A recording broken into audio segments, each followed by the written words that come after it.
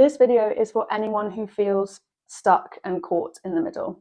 You want peace with food, but you also want to lose weight. You want to have an effortless relationship with food, but you want to also change your body. And you're being told directly or indirectly that you should be able to do both at the same time. Heal binge eating, lose weight. Stay disciplined, don't mess it up. If you've ever thought, oh my God, why does this get worse the more I try? There is a reason for that. What I want to do in this video is explain A, why that combination often creates the exact opposite result, B, why that doesn't mean that you're doing anything wrong, and C, how you can move forward and actually heal. If you're new here, hi, my name is Susie. I help people transform their lives by ending binge eating and emotional eating, so food feels effortless without relying on willpower, more rules and discipline, cutting out your favorite foods, counting calories, surgery, weight loss meds, and starting over every Monday. My approach changes how your mind and your nervous system respond to food, so it stops taking up so much mental space, and so that you can feel calmer and more present in your life. If you find this video valuable, please hit the like button,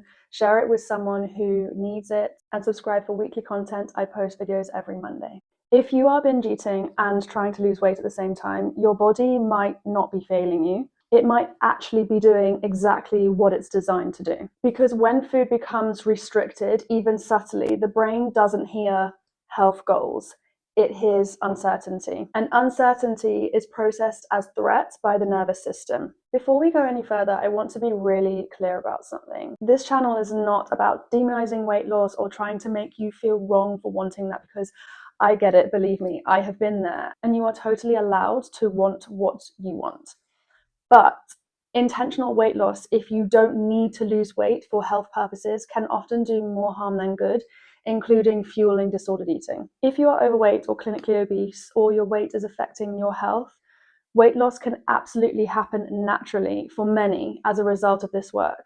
And in my experience in working with hundreds of clients, as well as healing my own issues with food and my body, when you try to lose weight and heal at the same time, the nervous system often ends up in a constant tug-of-war, if you will, and that can last for years and years and years.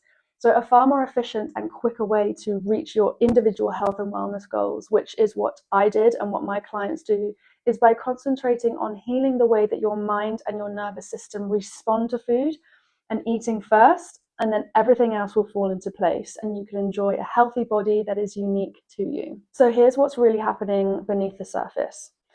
On the one side, there is this conscious goal, this dream that you have. I need to eat less and I need to lose weight. And then on the other hand, you have a much older system at play, and that system is the one asking, is food becoming less available again because we're scared that that's going to happen again, because we know that that's happened in the past. And so we're going to have to prepare the system again for it. The issue here is that the nervous system does not understand your intent. It doesn't understand your dream of being smaller. So remember, your mind doesn't care whether you are happy or sad. It only cares about keeping you safe and alive. So what it is an expert at is understanding safety and threat, not your individual dreams and desires. This means that even a calorie deficit that looks kind of sensible on paper, honestly, can actually activate threat pathways, especially in someone with a history of restricting and binging. And once that threat response is activated, binge eating stops being about control and it starts being more about protection and keeping you safe and alive. What I'm trying to say is that your body doesn't see your diets and your weight loss efforts as you trying to look a certain way or to feel more comfortable in your own body through things like weight loss. It is trying to keep you alive in what it thinks is a famine. So this is not about sabotage, it's actually about survival logic. From a brain perspective, energy restriction, so you not eating as much to try and lose weight, changes behavior automatically. And research shows that when energy availability drops, the brain increases attention towards food and reward cues, even if the restriction is intentional. And that is why food becomes louder in your mind. That's why you struggle with things like food noise. It's not because you're obsessed, but it's because your brain is doing its job. And studies consistently show that dietary restraint increases binge frequency, urgency, and the loss of control when you're eating, especially in people who already have a history of binging. And this is why binges so often follow periods of doing well, because the system can only suppress needs for so long before it rebounds. Think of it like this. Okay, watch me try and hold my breath for as long as I can.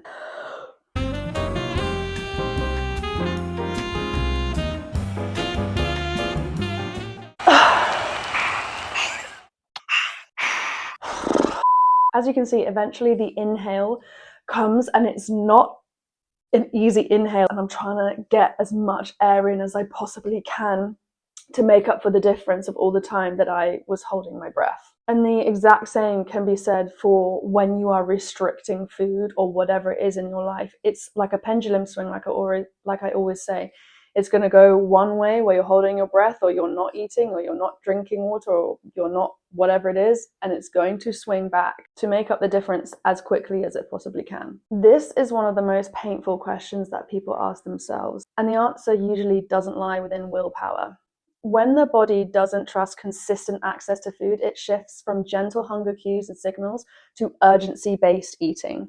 And at that point, eating is not about enjoyment or choice. It is about certainty. Neurologically, once urgency is activated, the part of the brain that's responsible for pause and reflection and stopping and all that lovely stuff becomes much less available. So when people say, I genuinely can't stop once I start, that is not them being dramatic or weak. That is a natural, healthy system operating in protection mode. Doesn't mean there's anything wrong with you or your body. That is actually a sign that your system is perfectly healthy because it is making you eat. Another piece that gets overlooked is pressure.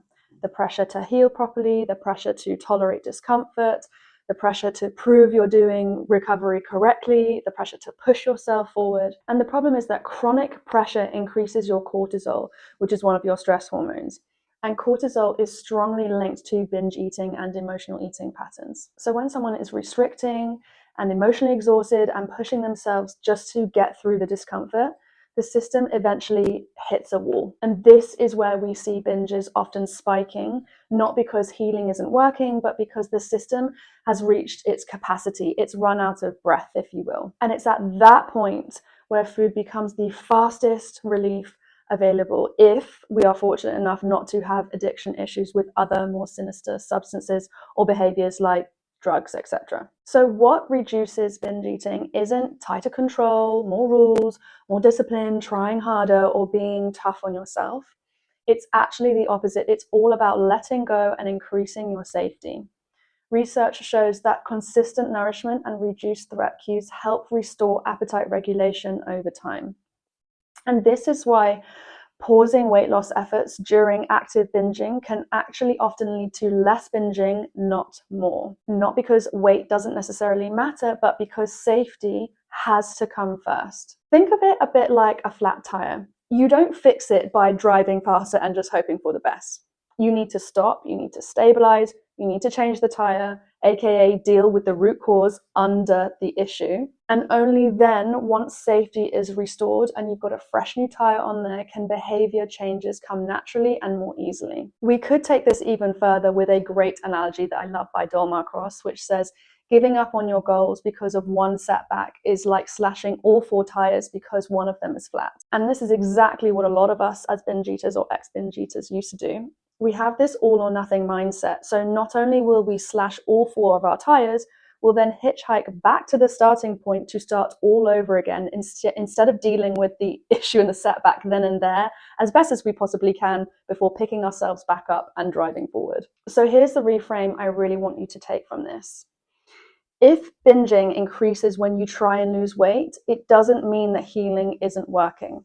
More often than not, it actually means that your body thinks food is becoming less available and it's stepping in to protect you. In other words, bodies don't respond well to being pushed and forced into change. They respond much better when things start to feel safer. And when safety goes up, the need to binge usually comes down.